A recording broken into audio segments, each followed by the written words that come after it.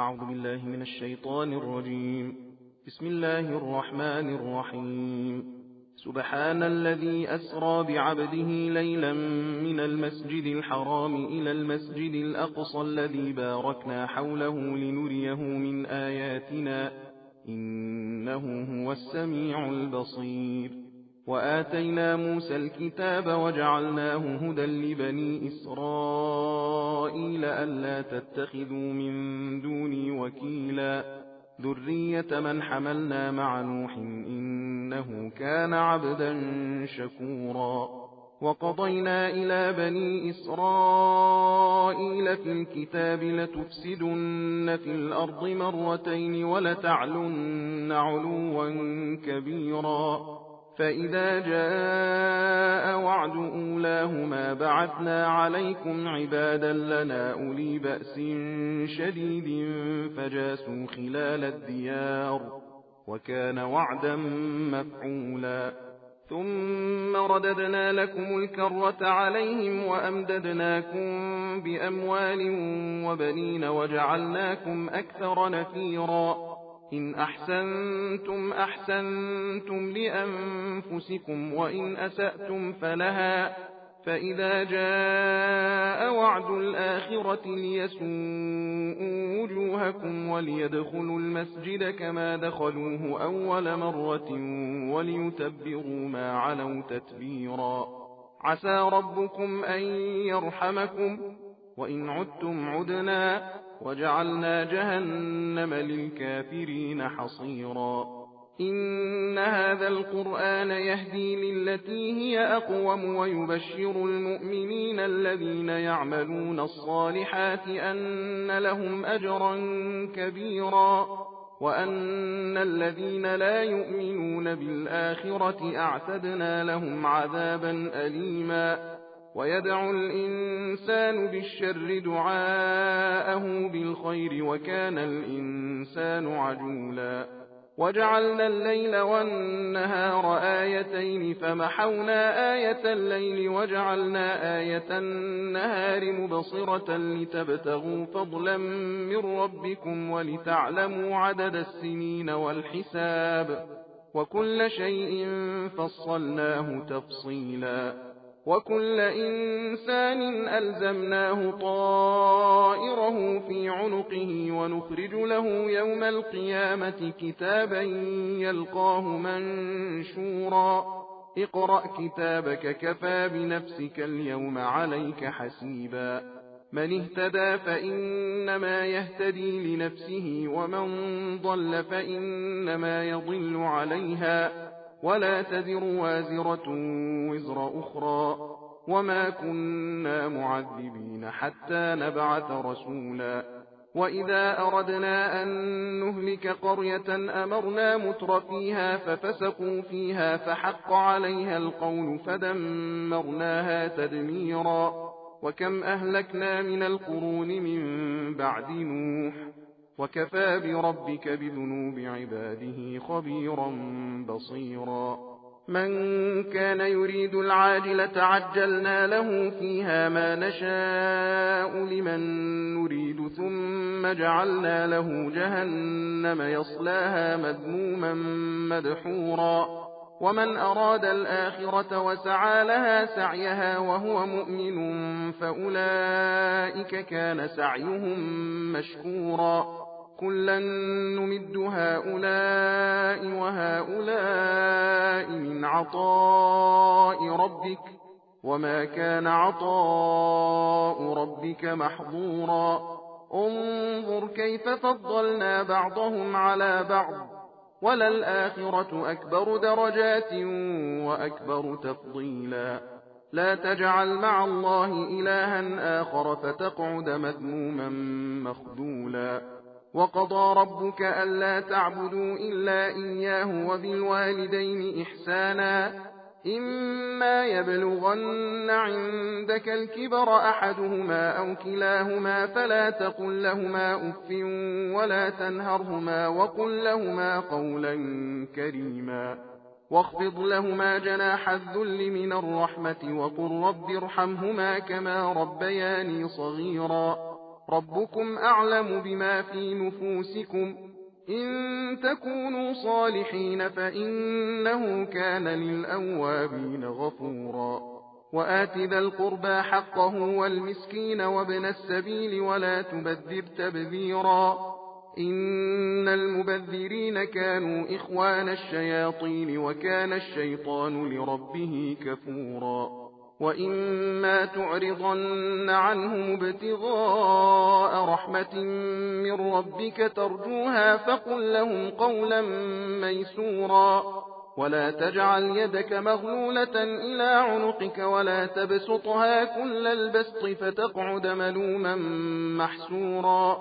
إن ربك يبسط الرزق لمن يشاء ويقدر إنه كان بعباده خبيرا بصيرا ولا تقتلوا أولادكم خشية إملاق نحن نرزقهم وإياكم إن قتلهم كان خطأ كبيرا ولا تقربوا الزنا إنه كان فاحشة وساء سبيلا ولا تقتلوا النفس التي حرم الله إلا بالحق ومن قتل مظلوما فقد جعلنا لوليه سلطانا فلا يسرف في القتل إنه كان منصورا ولا تقربوا مال اليتيم إلا بالتي هي أحسن حتى يبلغ أشده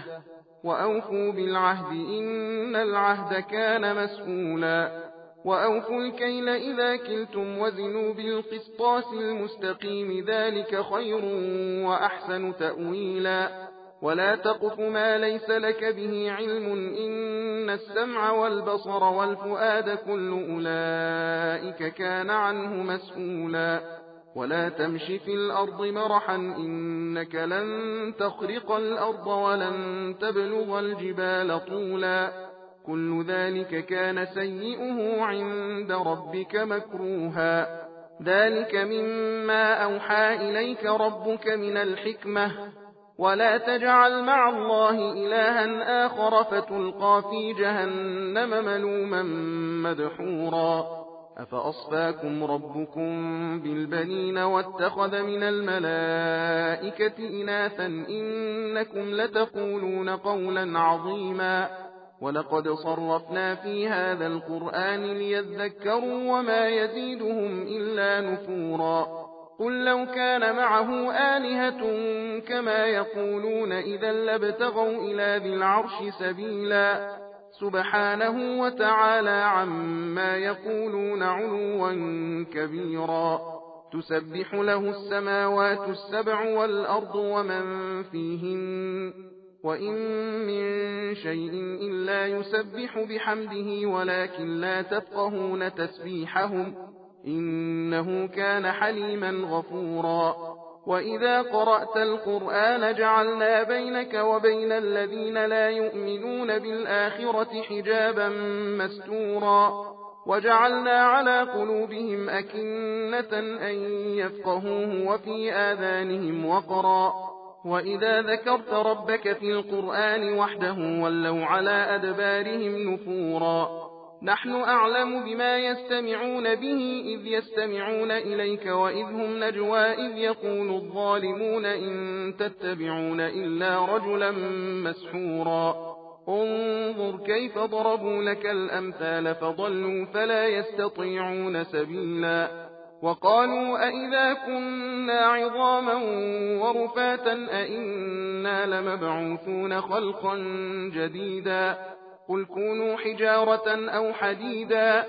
أو خلقا مما يكبر في صدوركم فسيقولون من يعيدنا قل الذي فطركم أول مرة فسينغضون إليك رؤوسهم ويقولون متاه وقل عسى أن يكون قريبا يوم يدعوكم فتستجيبون بحمده وتظنون إن لبثتم إلا قليلا وقل لعبادي يقولوا التي هي أحسن إن الشيطان ينزغ بينهم إن الشيطان كان للإنسان عدوا مبينا ربكم أعلم بكم إن يشأ يرحمكم أو إن يشأ يعذبكم وما أرسلناك عليهم وكيلا وربك أعلم بمن في السماوات والأرض ولقد فضلنا بعض النبيين على بعض وآتينا داود زبورا قل ادعوا الذين زعمتم من دونه فلا يملكون كشف الضر عنكم ولا تحويلا أولئك الذين يدعون يبتغون إلى ربهم الوسيلة أيهم أقرب ويرجون رحمته ويخافون عذابه إن عذاب ربك كان محذورا وإن من قرية إلا نحن مهلكوها قبل يوم القيامة أو معذبوها عذابا شديدا كان ذلك في الكتاب مسطورا وما منعنا أن نرسل بالآيات إلا أن كذب بها الأولون وآتينا ثمود الناقة مبصرة فظلموا بها وما نرسل بالآيات إلا تخويفا وإذ قلنا لك إن ربك أحاط بالناس وما جعلنا الرؤيا التي أريناك إلا فتنة للناس والشجرة الملعونة في القرآن ونخوفهم فما يزيدهم إلا طغيانا كبيرا وإذ قلنا للملائكة اسجدوا لآدم فسجدوا إلا إبليس قال أأسجد لمن خلقت طينا قال أرأيتك هذا الذي كرمت علي لئن أخرتني إلى يوم القيامة لأحتنكن ذريته إلا قليلا قال اذهب فمن تبعك منهم فإن جهنم جزاؤكم جزاء موفورا واستفزز من استطعت منهم بصوتك وأجلب عليهم بخيلك ورجلك وشاركهم في الأموال والأولاد وعدهم وما يعدهم الشيطان إلا غرورا إن عبادي ليس لك عليهم سلطان وكفى بربك وكيلا ربكم الذي يزجي لكم الفلك في البحر لتبتغوا من فضله إنه كان بكم رحيما وإذا مسكم الضر في البحر ضل من تدعون إلا إياه فلما نجاكم إلى البر أعرضتم وكان الإنسان كفورا أفأمنتم أن يخسف بكم جانب البر أو يرسل عليكم حاصبا ثم لا تجدوا لكم وكيلا أم أمنتم أن يعيدكم فيه تارة أخرى فيرسل عليكم قاصفا من الريح فيغرقكم بما كفرتم ثم لا تجدوا لكم علينا به تبيعا ولقد كرمنا بني آدم وحملناهم في البر والبحر ورزقناهم من الطيبات وفضلناهم على كثير ممن خلقنا تفضيلا يوم ندعو كل أناس بإمامهم فمن أوتي كتابه بيمينه فأولئك يقرؤون كتابهم ولا يظلمون فتيلا ومن كان في هذه أعمى فهو في الآخرة أعمى وأضل سبيلا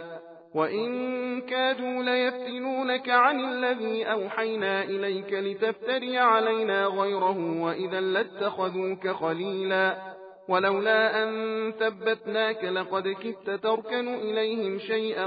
قليلا إذا لأذقناك ضعف الحياة وضعف الممات ثم لا تجد لك علينا نصيرا وإن كادوا ليستفزونك من الأرض ليخرجوك منها وإذا لا يلبثون خلافك إلا قليلا سنة من قد أرسلنا قبلك من رسلنا ولا تجد لسنتنا تحويلا أقم الصلاة لدلوك الشمس إلى غسق الليل وقرآن الفجر إن قرآن الفجر كان مشهودا ومن الليل فتهجد به نافلة لك عسى أن يبعثك ربك مقاما محمودا وقل رب أدخلني مدخل صدق وأخرجني مخرج صدق واجعل لي من لدنك سلطانا نصيرا وقل جاء الحق وزهق الباطل إن الباطل كان زهوقا وننزل من القرآن ما هو شفاء ورحمة للمؤمنين ولا يزيد الظالمين إلا خسارا وإذا أنعمنا على الإنسان أعرض ونأى بجانبه وإذا مسه الشر كان يئوسا قل كل يعمل على شاكلته فربكم أعلم بمن هو أهدى سبيلا ويسألونك عن الروح قل الروح من أمر ربي وما أوتيتم من العلم إلا قليلا ولئن شئنا لنذهبن بالذي أوحينا إليك ثم لا تجد لك به علينا وكيلا إلا رحمة من ربك إن فضله كان عليك كبيرا قل لئن اجتمعت الإنس والجن على أن يأتوا بمثل هذا القرآن لا يأتون بمثله ولو كان بعضهم لبعض ظهيرا ولقد صرفنا للناس في هذا القرآن من كل مثل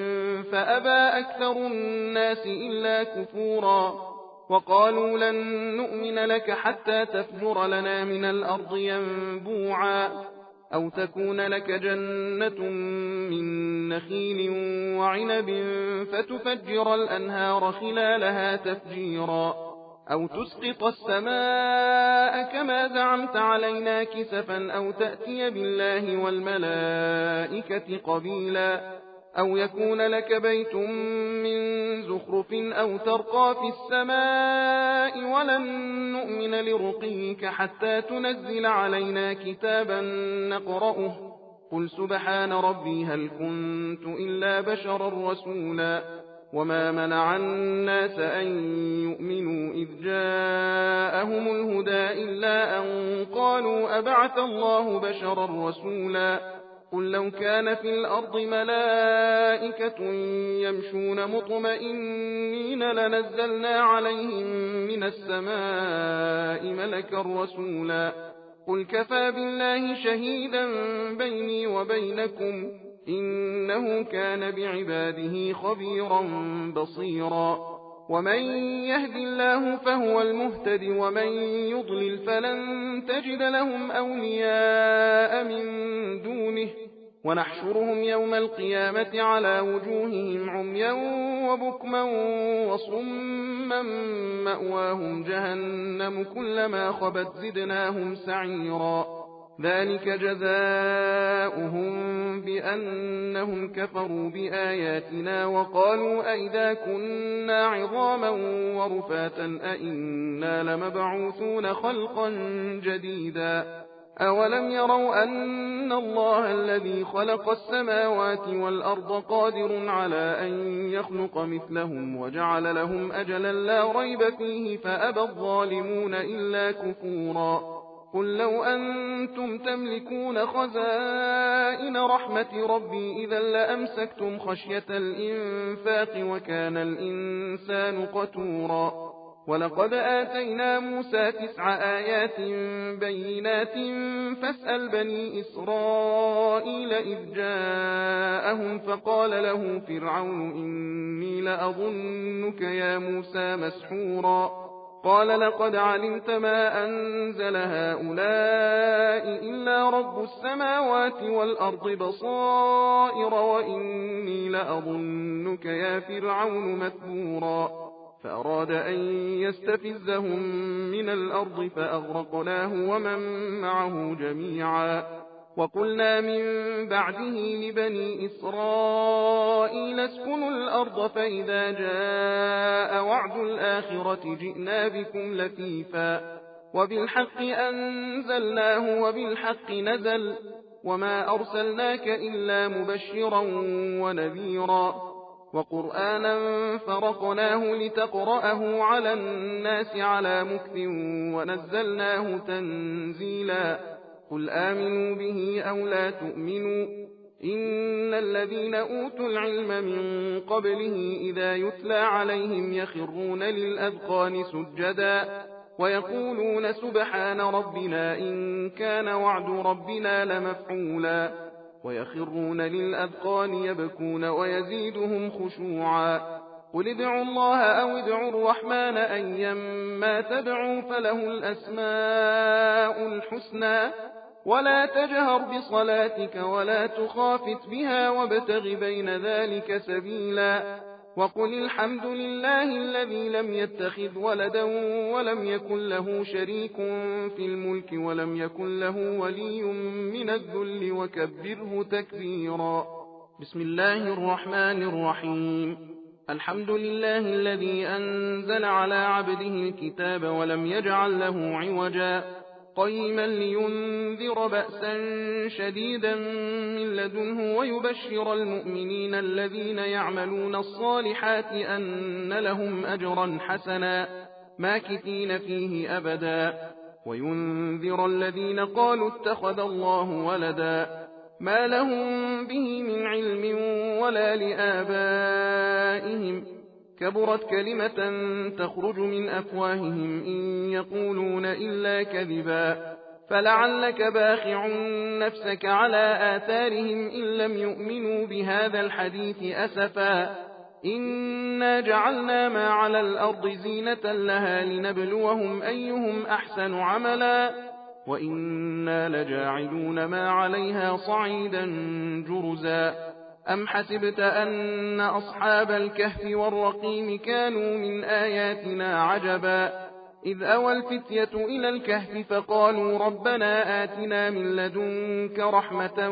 وهيئ لنا من أمرنا رشدا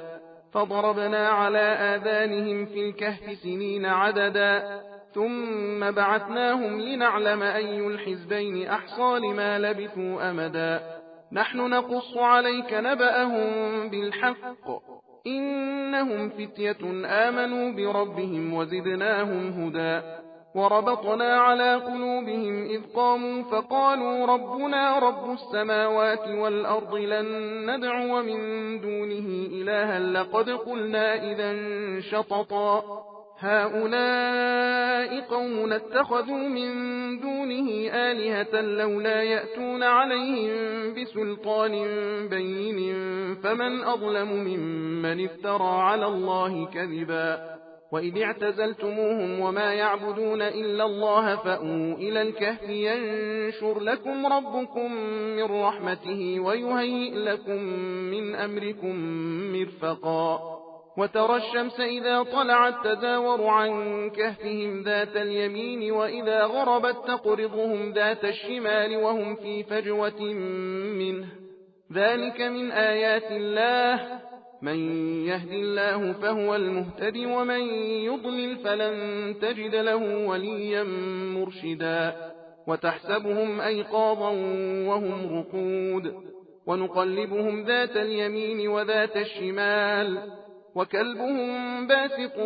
ذراعيه بالوصيد لو اطلعت عليهم لوليت منهم فرارا ولملئت منهم رعبا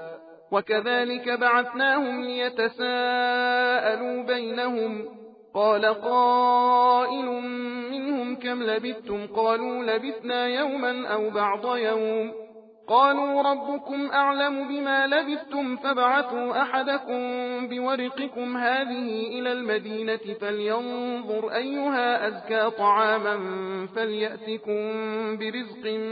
منه وليتلطف ولا يشعرن بكم أحدا إنهم إن يظهروا عليكم يرجموكم أو يعيدوكم في ملتهم ولن تفلحوا إذا أبدا وكذلك أعثرنا عليهم ليعلموا أن وعد الله حق وأن الساعة لا ريب فيها إذ يتنازعون بينهم أمرهم فقالوا ابنوا عليهم بنيانا ربهم أعلم بهم قال الذين غلبوا على أمرهم لنتخذن عليهم مسجدا سيقولون 3 رابعهم كلبهم ويقولون 5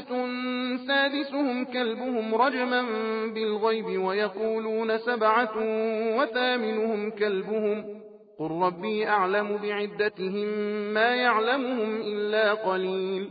فلا تمار فيهم إلا مراء ظاهرا ولا تستفت فيهم منهم أحدا ولا تقولن لشيء إني فاعل ذلك غدا إلا أن يشاء الله واذكر ربك إذا نسيت وقل عسى أن يهديني ربي لأقرب من هذا رشدا ولبثوا في كهفهم 300 سنين وازدادوا 9 قل الله أعلم بما لبثوا له غيب السماوات والأرض أبصر به وأسمع ما لهم من دونه من ولي ولا يشرك في حكمه أحدا واتل ما أوحي إليك من كتاب ربك لا مبدل لكلماته ولن تجد من دونه ملتحدا واصبر نفسك مع الذين يدعون ربهم بالغداة والعشي يريدون وجهه ولا تعد عيناك عنهم تريد زينة الحياة الدنيا ولا تطع من أغفلنا قلبه عن ذكرنا واتبع هواه وكان أمره فرطا وقل الحق من ربكم فمن شاء فليؤمن ومن شاء فليكفر إنا أعتدنا للظالمين نارا أحاط بهم سرادقها وإن يستغيثوا يغاثوا بماء كالمهل يشوي الوجوه بئس الشراب وساءت مرتفقا إن الذين آمنوا وعملوا الصالحات إنا لا نضيع أجر من أحسن عملا أولئك لهم جنات عدن تجري من تحتهم الأنهار يحلون فيها من أساور من ذهب ويلبسون ثيابا خضرا من سندس واستبرق متكئين فيها على الأرائك نعم الثواب وحسنت مرتفقا واضرب لهم مثل الرجلين جعلنا لأحدهما جنتين من أعناب وحففناهما بنخل وجعلنا بينهما زرعا كلتا الجنتين آتت أكلها ولم تظلم منه شيئا وفجرنا خلالهما نهرا وكان له ثمر فقال لصاحبه وهو يحاوره أنا أكثر منك مالا وأعز نفرا ودخل جنته وهو ظالم لنفسه قال ما أظن أن تبيد هذه أبدا وما أظن الساعة قائمة ولئن رددت إلى ربي لأجدن خيرا منها منقلبا قال له صاحبه وهو يحاوره أكفرت بالذي خلقك من تراب ثم من نطفة ثم سواك رجلا لكن هو الله ربي ولا أشرك بربي أحدا ولولا إذ دخلت جنتك قلت ما شاء الله لا قوة إلا بالله إن ترني أنا أقل منك مالا وولدا فعسى ربي أن يؤتيني خيرا من جنتك ويرسل عليها حسبانا من السماء فتصبح صعيدا زلقا أو يصبح ماؤها غورا فلن تستطيع له طلبا وأحيط بثمره فأصبح يقلب كفيه على ما أنفق فيها وهي خاوية على عروشها ويقول يا ليتني لم أشرك بربي أحدا ولم تكن له فئة ينصرونه من دون الله وما كان منتصرا هنالك الولاية لله الحق هو خير ثوابا وخير عقبا واضرب لهم مثل الحياة الدنيا كماء إن أنزلناه من السماء فاختلط به نبات الأرض فأصبح هشيما تذروه الرياح وكان الله على كل شيء مقتدرا المال والبنون زينة الحياة الدنيا والباقيات الصالحات خير عند ربك ثوابا وخير أملا ويوم نسير الجبال وترى الأرض بارزة وحشرناهم فلم نغادر منهم أحدا وعرضوا على ربك صفا لقد جئتمونا كما خلقناكم أول مرة بل زعمتم أن لن نجعل لكم موعدا